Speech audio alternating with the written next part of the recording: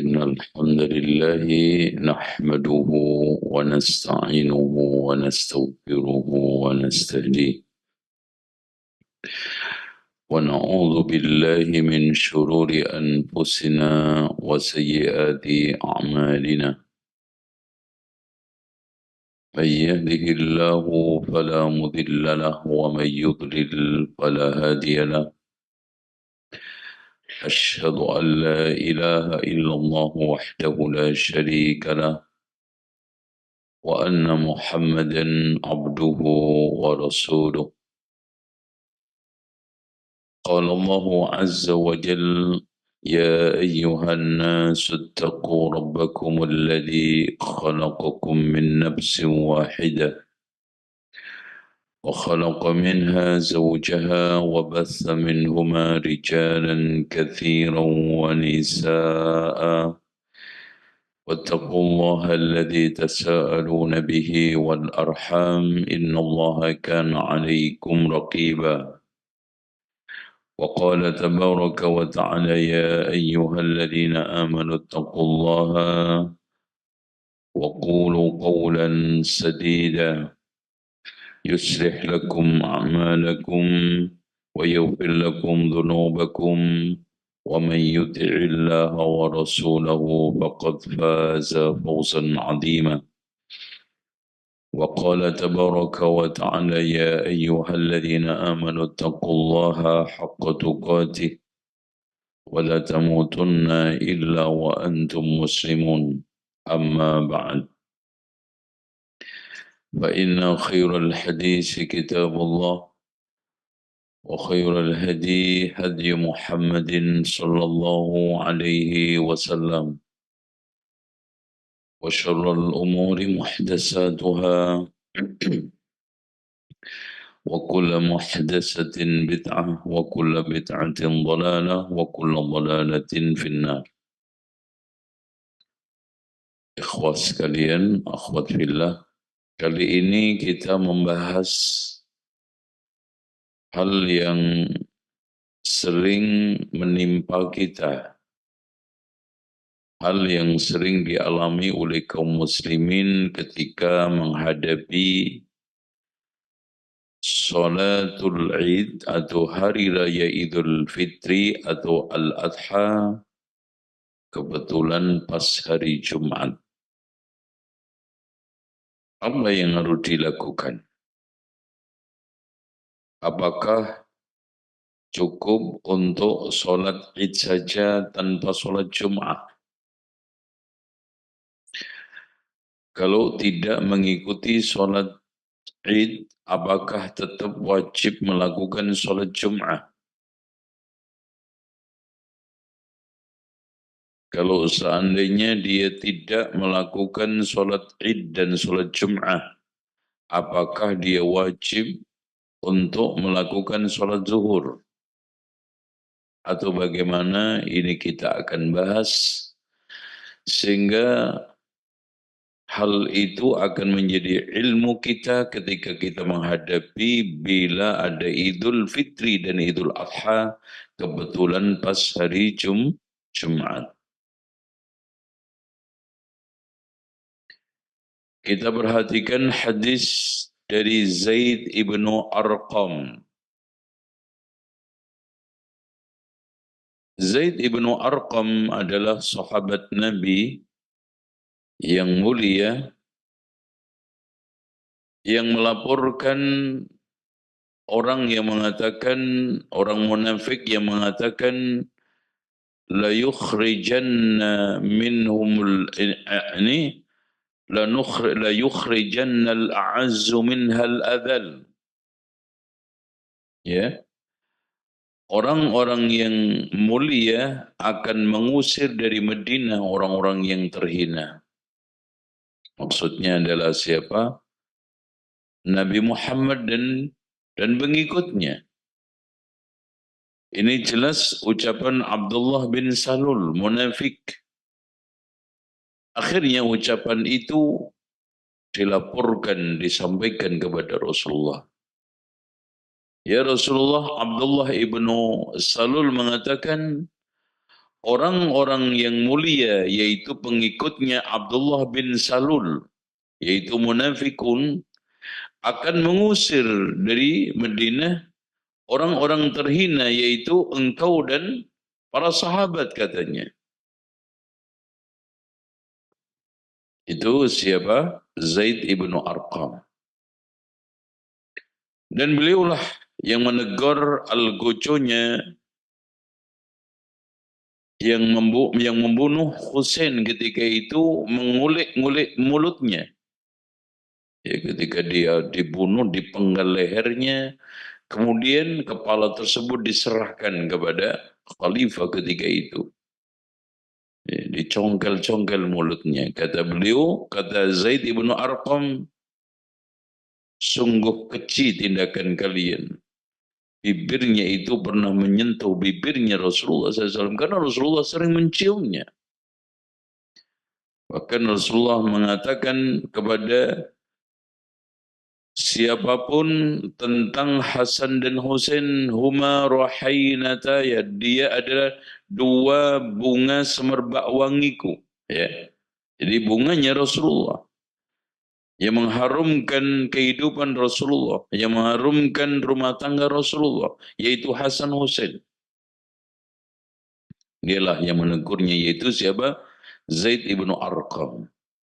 Ketika itu beliau sangat tua sekali.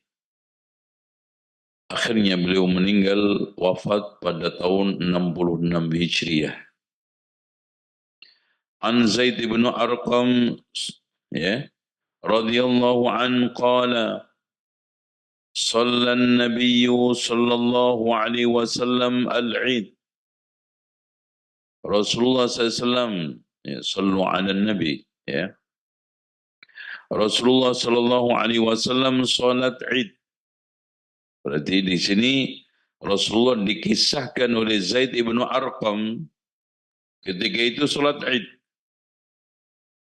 Summa rakhasa fil Jum'ah, kemudian memberikan rukhsah ketika Id itu kebetulan hari Jum'ah.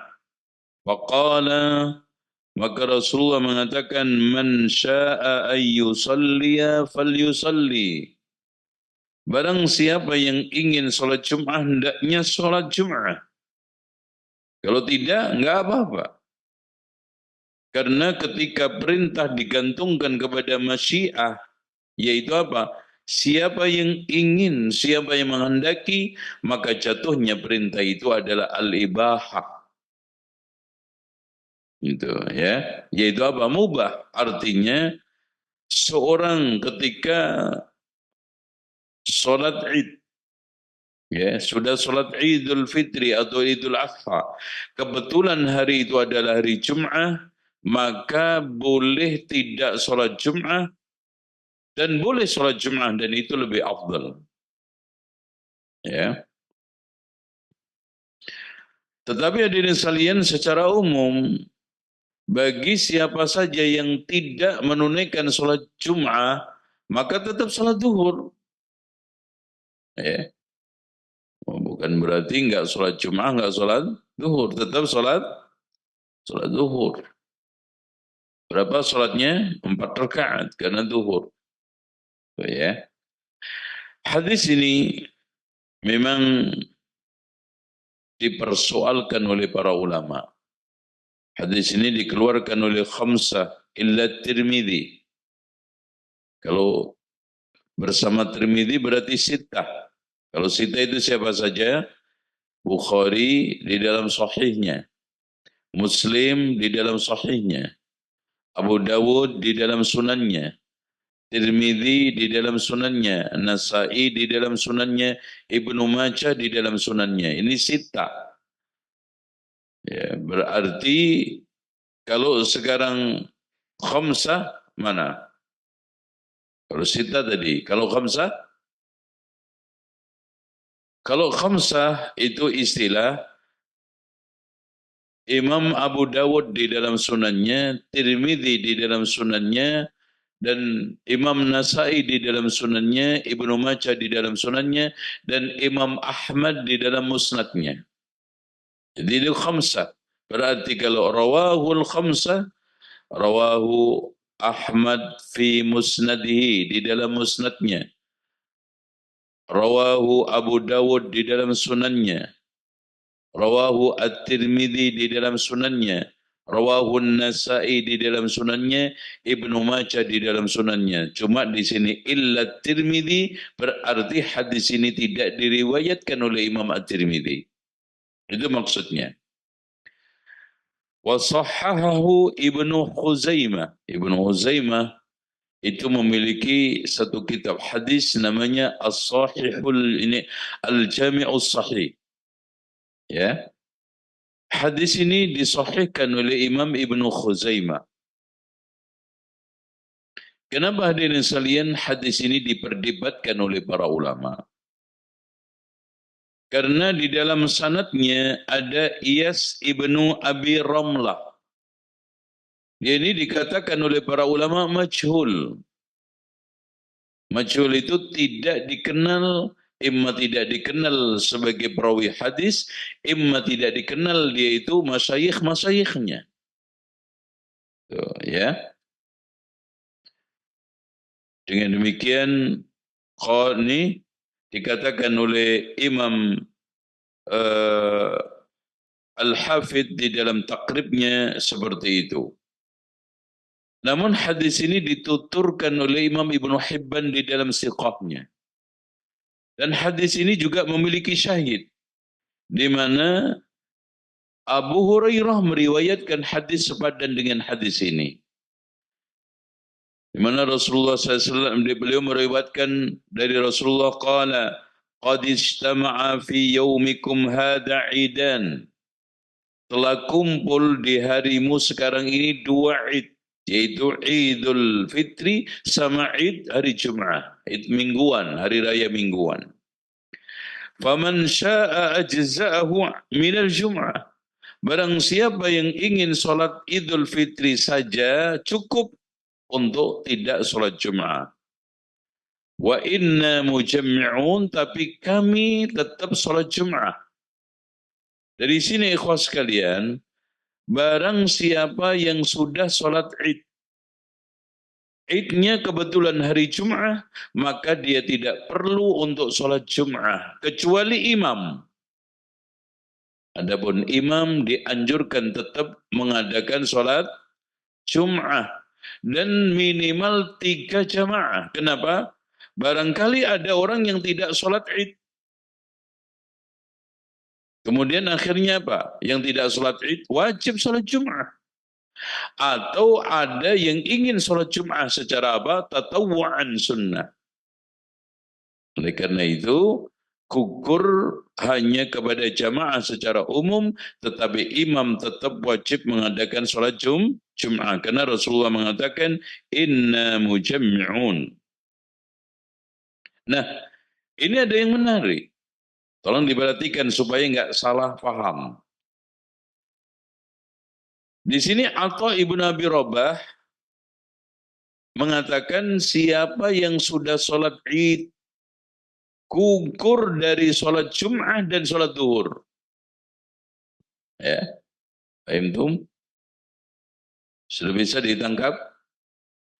Dari Atha ibn Abi Rabah menegaskan siapa yang sudah sholat Id maka gugur sholat Jum'ah dan juga sholat Duhur. Artinya nggak perlu sholat Jum'ah dan juga tidak perlu sholat Duhur. Siapa yang mengatakan tadi? Atha ibn Abi Rabah menukil dari Utsman ibn Affan, di mana beliau mengatakan istama'a yaumu jum'atin wa yaumu fitrin. Pernah bergabung antara Jum'ah dan Idul Fitri. Artinya Idul Fitri terjadi pada hari Jum'ah. Ala ahdi ibni Az-Zubair, yaitu Abdullah ibnu Zubair, ketika beliau menjadi khalifah. Faqala idani istama'a fi yaumin wahid. Sekarang ada dua id di dalam satu hari. Fajama'ahuma jami'an fasallahuma rak'ataini bukratan.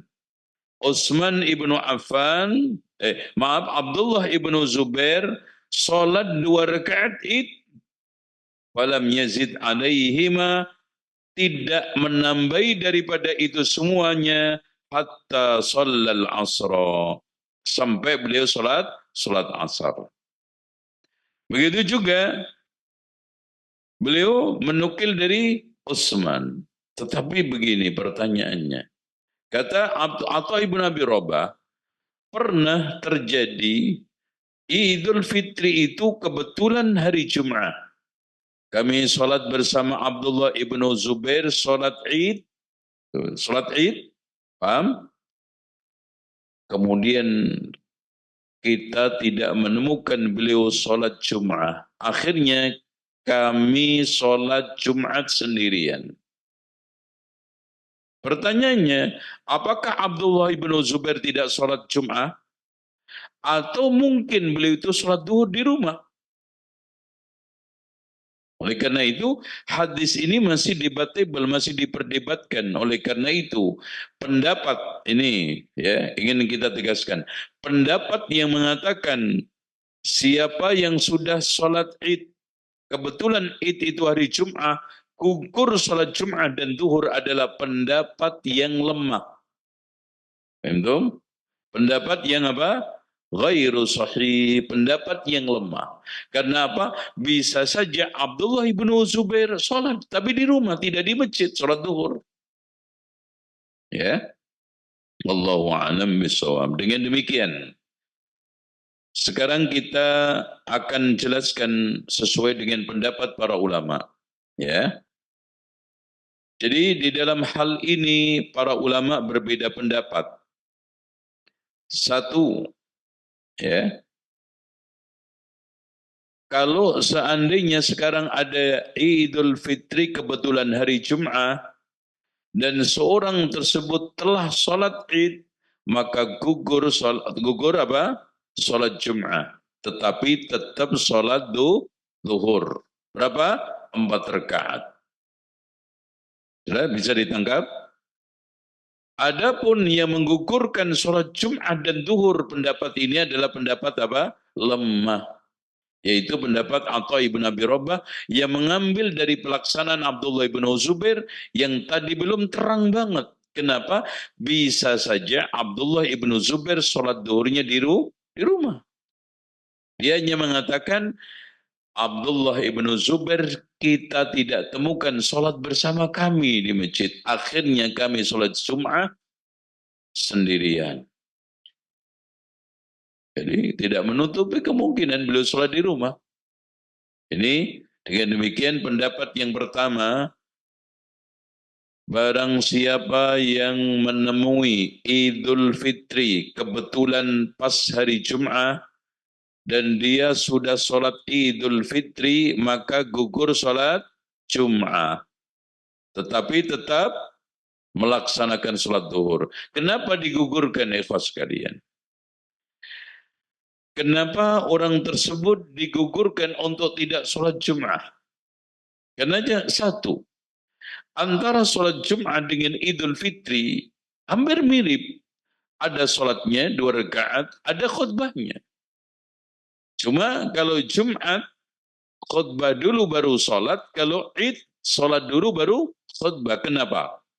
Karena mendengarkannya khutbah pada Jum'ah itu wajib, mendengarnya khutbah pada waktu Id itu sunnah. Itu. Makanya di dalam hadis Rasulullah SAW, barang siapa yang setelah khutbah hendak mau pulang silakan, barang siapa yang duduk mendengarkan khutbah itu lebih afdal. Tapi kalau Jum'ah wajib. Makanya dibentengi dengan sholat. Khutbah dulu baru sholat. Nggak mungkin ada orang pulang. Tapi kalau Idul Fitri, sholat dulu baru khutbah. Artinya apa? Setelah sholat, ada potensi untuk pulang, untuk tidak pulang. Karena hukumnya sunnah. Mendengarkan khutbah Id. Sementara Jumat wajib. Terus kemudian, kenapa digugurkan sholat Jum'ah? Karena demi kepentingan sosialisasi, silaturahmi, dan bersenang-senang hari raya. Dengan demikian, kesibukan ibadah itu diberingan. Makanya di sini bahasanya, rakhasa, diberikan rukhsah. agar orang-orang di dalam menikmati hari raya itu maksimal. Itu. Karena hari raya itu tujuannya apa? Untuk apa? Bergembira, bersenang-senang. Di dalam rangka untuk merayakan hari raya tersebut supaya maksimal, syiar tersebut supaya tampak banget, maka digugurkan salah satunya. Kalau sudah sholat id, tidak perlu sholat Jum'ah. Tapi kalau tidak sholat id, harus sholat Jum'ah. Namun imam meskipun sudah sholat id, tetap harus mengadakan sholat Jum'ah. Kenapa? Di dalam rangka untuk menjaga syiar sholat Jum'ah. Dan barangkali ada orang yang tidak ikut sholat id, tetap ikut sholat Jum'ah, atau ingin dua-duanya juga masih tetap ada sholatnya. Ini pendapat yang pertama. Pendapat yang kedua, sholat Jumat ketika kebetulan pada waktu hari raya, Idul Fitri atau Adha, itu gugur hanya untuk orang-orang pedalaman, orang-orang pedesaan. Karena dulu gini, Pak. Dulu orang-orang pedalaman, orang-orang perkampungan dulu itu tetap ikut sholat id bersama Rasulullah. Ada kan gitu. Ikut bersama Abu Bakar, Umar, Utsman. Karena apa? Karena pelaksanaan sholat id itu satu. Nah, kenapa digugurkan? Karena bolak-balik ya. Coba bayangkan kalau rumahnya itu jalan kaki. Ya, di pinggiran Madinah yang sampai mungkin 5 kilo, 7 kilo jalan kaki. Naik turun gunung gurun pasir. Ini bolak-baliknya adalah masyaqqah, kesulitan. Sementara di dalam prinsip syariat, al-masyaqqatu tajlibu taysir, kesulitan mendatangkan kemudahan. Maka orang-orang pedalaman pedesaan yang sudah ikut sholat id digugurkan untuk tidak ikut Jumat kembali lagi karena repot. Oh ya, umpamanya taruhlah selesai sholat id jam 9 pulang, balik Jumat lagi udah repot. Makanya digugurkan untuk sholat Jum'ah. Bagi siapa?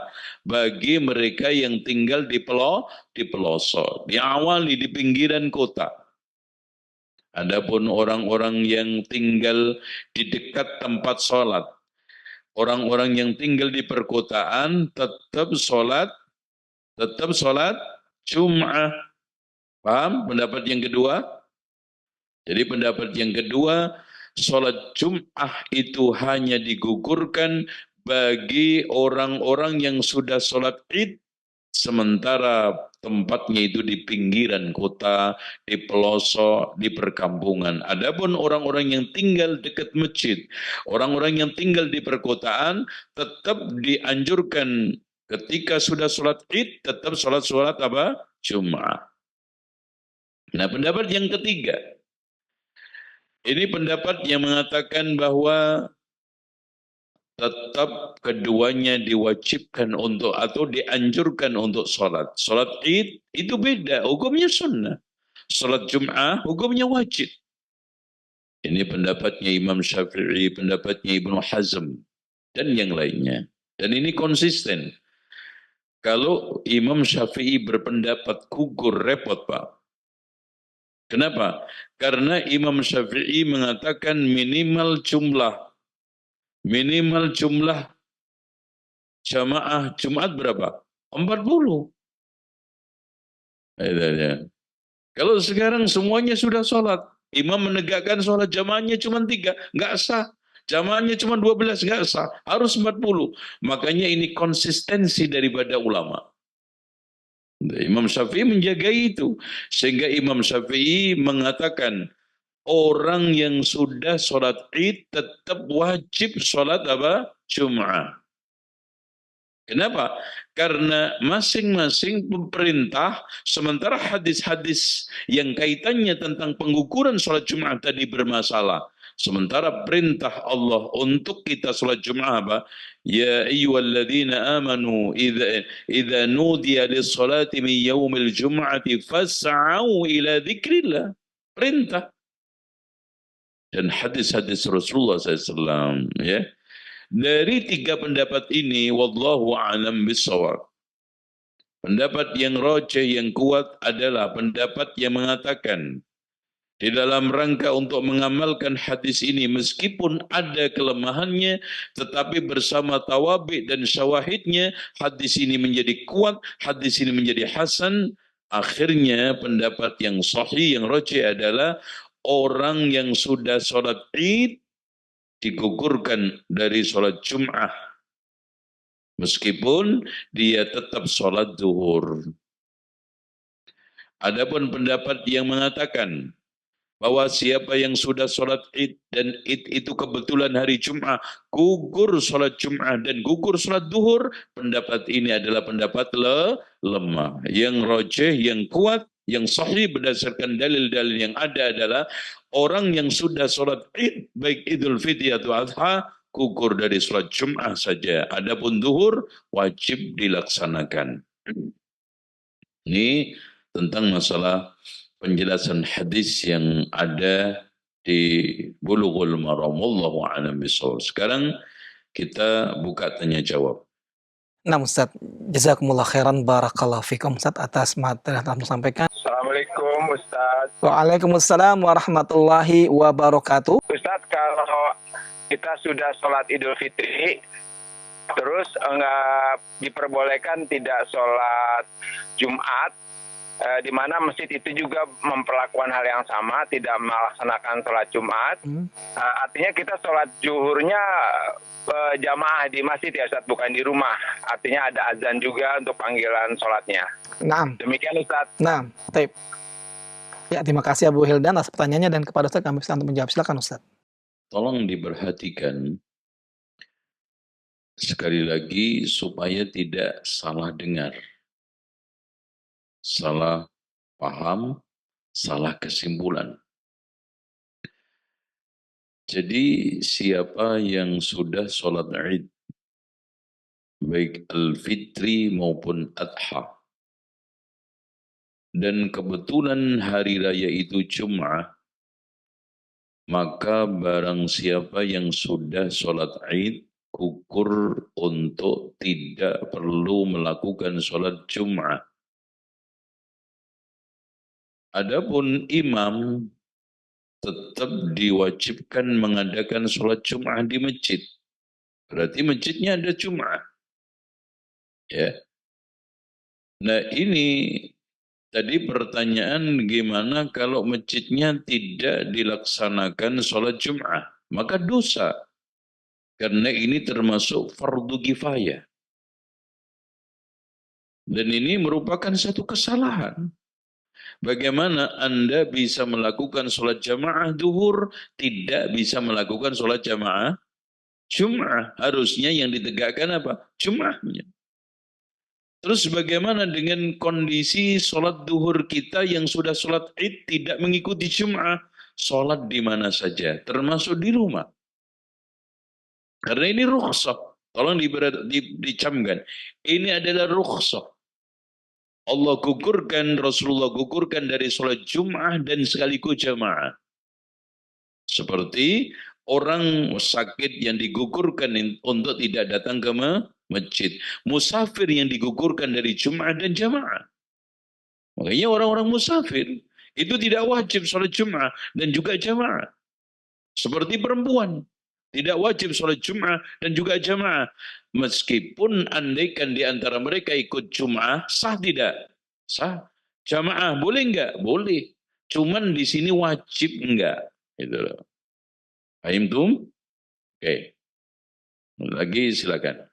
Nah Ustaz, jazakumullah khairan barakallahu fikum Ustaz atas jawaban yang telah Antum sampaikan Ustaz. Assalamualaikum warahmatullahi wabarakatuh. Waalaikumsalam warahmatullahi wabarakatuh. Dengan siapa Bapak dan berada di mana? Dengan Abu Arlin di Pulau Jawa. Ustaz. Abu Arlin ya, di Pulau Jawa. Silakan. Ya, mau bertanya, Ustaz, bagaimana ketika kita itu berprofesi sebagai pelaut gitu ya? Ya, pelaut tentu biasanya untuk Jumat ataupun sholat Id itu selalu susah untuk sandar gitu ya. Dan di lain sisi, muslim-muslim di kapal situ sedikit. Dan kadang kami saling tunjuk-menunjuk gitu siapa yang menjadi imam dan siapa yang menjadi khotib lah ya bahasanya. Khotib ya. jadi khatibnya lah seperti itu. Nah, bagaimana nasihat dari Ustadz untuk kami agar kita tetap bisa menjalankan sesuai dengan syariat dan tidak melanggar kaidah-kaidah Islam terkait dengan sholat kita atau sholat Jumat di kapal ya. Baik, terima kasih Bu Arlen atas pertanyaannya, cukup Bu ya. Bagi orang yang sekarang statusnya musafir permanen, diberikan rukhsah untuk tetap jamak. Ya, contoh, ada orang yang memang mengantar barang ekspedisi Surabaya-Jakarta. Ketika dia dalam kondisi safar, boleh jamak qasar. Umpamanya sedang istirahat di Semarang, dia melakukan sholat jamak qasar, boleh. Meskipun itu profesinya, termasuk juga ini, nahkoda. Ya. Selagi safarnya itu memenuhi syarat secara urfan wa syar'an, secara uruf dan syariat, maka dibolehkan dia itu jamak dan qasar. Alias dia itu termasuk kategori safar secara hakiki, secara syar'i atau tidak. Tapi perlu diketahui bahwa safar itu hanya memberikan rukhsah qasar aslinya. Adapun jamak itu memberi ini rukhsah dari kesibukan. Artinya orang itu bisa saja jamak tanpa dia itu sebagai seorang musafir. Contoh, wanita yang sedang istihadah, pendarahan, tetapi bukan haid, bukan nifas. Dia dibolehkan jamak. Paham tuh? Atau ada orang yang sedang operasi. Kalau sekarang dia itu sholat, umpamanya tepat pada waktunya kesulitan, maka dibolehkan jamak. Ya, operasi besar. Baik yang dioperasi maupun yang mengoperasi dokter. Contoh aja, dokter mulai operasi jam 11. Operasi besar, jam 11. Potensi sholat duhurnya ini lewat atau tidak? Rata-rata operasi besar berapa jam? 8 jam. Masa baru dibelek terus ditinggal sholat? Ya, maaf ya, loh, mati. Ya, disobek sedikit, mas maaf, anak sholat dulu, mati pasiennya. Apa yang dilakukan seorang dokter ini dijamak? Zuhur dengan asar, karena ini di akhir namanya jamak takhir, kalau di awal namanya takdim. Gitu. Dengan demikian bisa kita simpulkan ada safar, ada qasar. Tidak ada safar, tidak ada qasar. Tetapi kalau jamak kaitannya dengan apa? Masyghul, yaitu kesibukan. Tetapi bisa saja orang dalam keadaan safar itu mengambil jamak dan qasar. Kenapa? Karena nanti repot. Contoh, ada salah satu karyawan muslim diutus oleh salah satu perusahaannya untuk mungkin pelatihan ke negara asal perusahaannya, Belgia, Eropa, Jepang, dan yang lainnya. Sementara di sana sulit untuk mendapatkan sholat jamaah. Maka dalam konteks seperti ini apa? Diqasar dan dijamak. Apalagi untuk sholat nantinya lagi itu kadang-kadang tidak menemukan waktu. Makanya zuhur dijamak takdim, mumpung-mumpung istirahat makan siang. Karena nanti asar sulit untuk cari waktu. Makanya sekalian dijamak, zuhur, asar. Karena ini sekalian juga musafir, jamak qasar. Qasar karena safarnya, jamak karena nanti repotnya. Begitu juga maghrib isya. Biasanya istirahat, makan sore dan yang lainnya sebelum ada pelatihan dan yang lainnya. Sekalian habis makan malam, dia melakukan jamak sekaligus qasar. Berarti apa? Maghrib 3, isya 2 dan seterusnya. Begitu ya. Allahu a'lam. Dan ini juga kaitannya dengan nahkoda, ya, mengendalikan kapal yang pastinya itu perjalanan-perjalanan yang sifatnya jaraknya itu jarak safar, maka dibolehkan qasar, dan karena kesibukan juga ada maka sekaligus juga dibolehkan jamak. Wallahu a'lam. Ustaz, jazakumullah khairan barakallahu fikum atas jawaban yang antum sampaikan Ustaz. Dan untuk pertanyaan berikutnya kita angkat melalui chat WA dari pendengar kita Ustaz di Sulawesi Tengah. Beliau bertanya Ustaz, ada satu tempat yang ketika sholat Jumat perempuan ikut bersama-sama melaksanakan sholat Jumat. Bagaimana menurut pandangan Ustaz? Silakan Ustaz. kaum wanita dan termasuk juga mungkin musafir dan yang lainnya yang tidak termasuk orang-orang wajib Jumat. Seandainya dia ikut Jumat sah. Dan dia tidak dianjurkan sholat duhur karena ada sebagian pendapat ganjil yang mengatakan orang-orang yang tidak wajib Jum'ah kemudian memaksa ikut Jum'ah maka dia tetap sholat duhur. Dan ini pendapat yang ganjil, pendapat yang aneh. Kenapa? Karena sholat ini tidak bisa disolatin dua-duanya. Ya. Orang yang sudah Jum'ah tidak perlu duhur.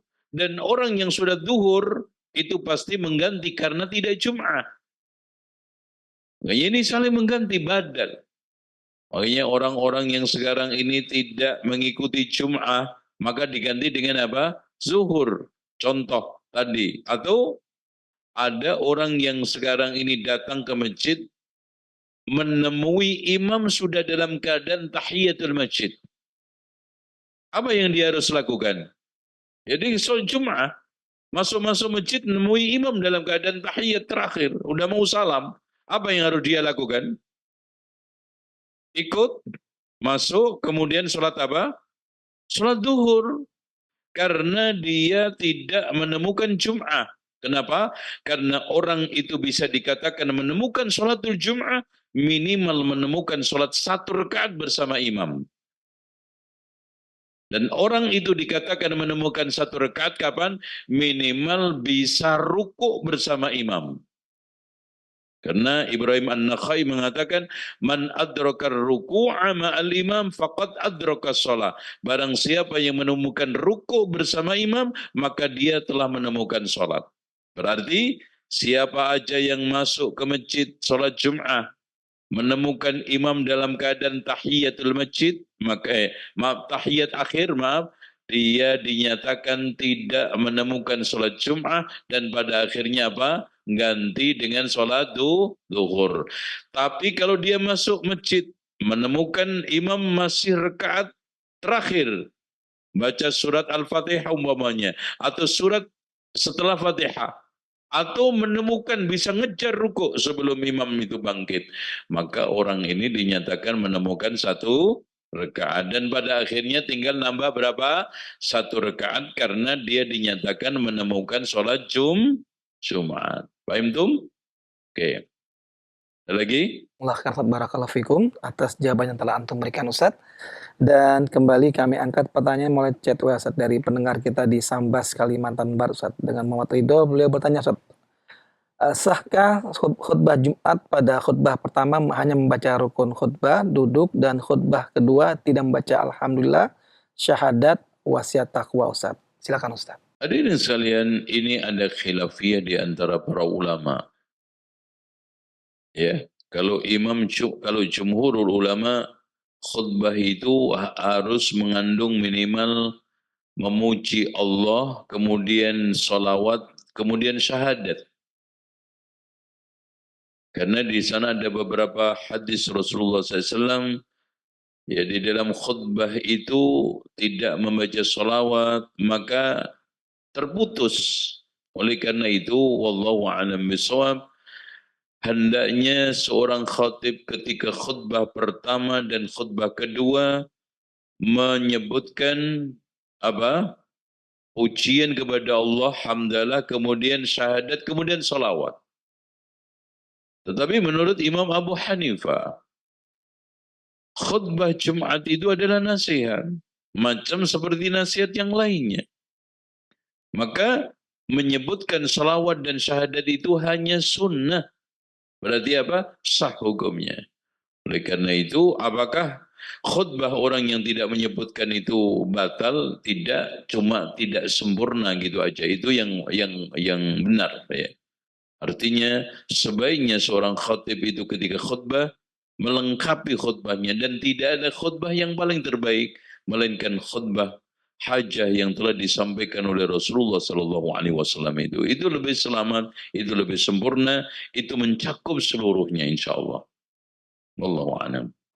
Baik, alhamdulillah kita sudah sampai pada penghujung daripada hadis tentang bagaimana pelaksanaan sholat Jum'ah bila itu kebetulan bersamaan dengan sholat Id. Kesimpulannya, barang siapa yang menemui Idul Fitri atau Adha bersamaan kebetulan hari Jum'ah, maka barang siapa yang sudah sholat Id tidak perlu sholat Jum'ah. Meskipun begitu, dia tetap harus sholat duhur. Dan bagi imam, tetap dianjurkan untuk mengadakan sholat Jum'ah. Kenapa? Untuk mengantisipasi satu, barangkali ada yang tidak ikut sholat Id tadi, sehingga masih ada kesempatan untuk sholat Jum'ah. Atau ada orang yang ingin mengambil fadilah, tetap ikut sholat Jum'ah, sehingga kedua-duanya masih tertampung. Dan mudah-mudahan apa yang saya sampaikan lewat hadis Zaid bin Arqam ini bermanfaat. Aqulu qawli hadha wa astaghfirullah li wa lakum wa astaghfirullah azim. Subhanakallahumma hamdika asyhadu an la ilaha illa anta astaghfiruka wa atubu ilaik. Wa sallallahu ala Muhammadin wa ala ali Muhammad walhamdulillahi rabbil alamin. Wassalamualaikum warahmatullahi wabarakatuh.